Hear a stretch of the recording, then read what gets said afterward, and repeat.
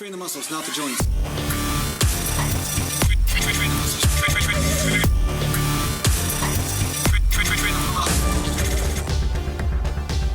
Welcome back to Natural Gland Bodybuilding Mountain. And today I'm going to talk about the incline barbell press and why you'll see people doing the barbell press differently from one person to the next. So for me, I find that touching my chest with the bar is counterproductive.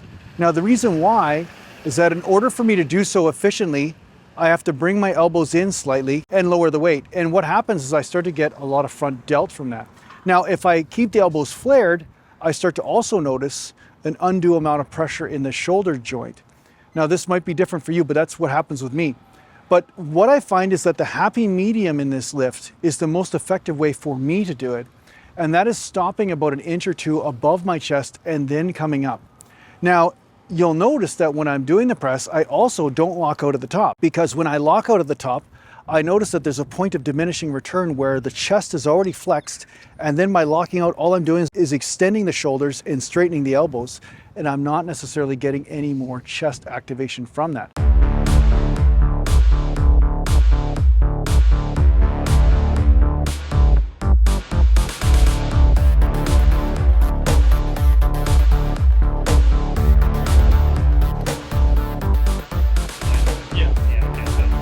I'm going to work out.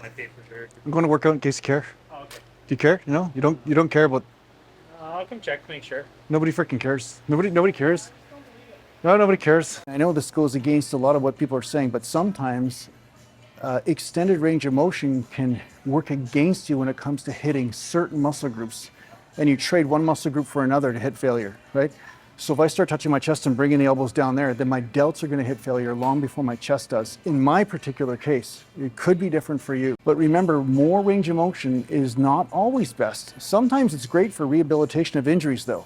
So I would really highly recommend that you do fuller range of motion movements with lighter weight from time to time. But the truth is that you're strategically combining multiple principles to do the extended range of motion. You're not just using as much weight as you can on the bar and then going as big a stretch as you can, right?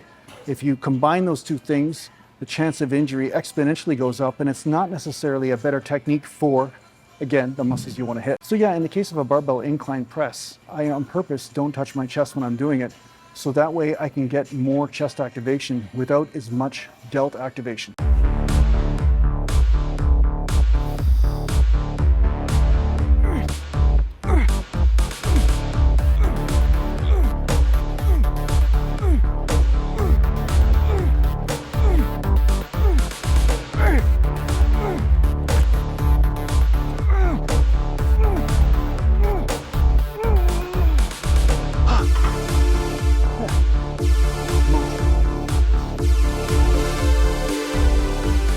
Now you can see from that set, sometimes I'll spend a lot more time in the stretched portion. The reason why is because I can take advantage of the elasticity of the muscle to extend the set into a deeper level of failure. But if I focus on using energy to lock out and come all the way up, first of all, I'm using a lot of my front delts and a lot of my triceps and basically spending a lot of time just stabilizing the bar. So I'm expending energy, but I'm not necessarily getting more stress on the pec. So the benefit is twofold. One is I can do more reps. Two, I can take the set into a deeper level of failure on that particular muscle.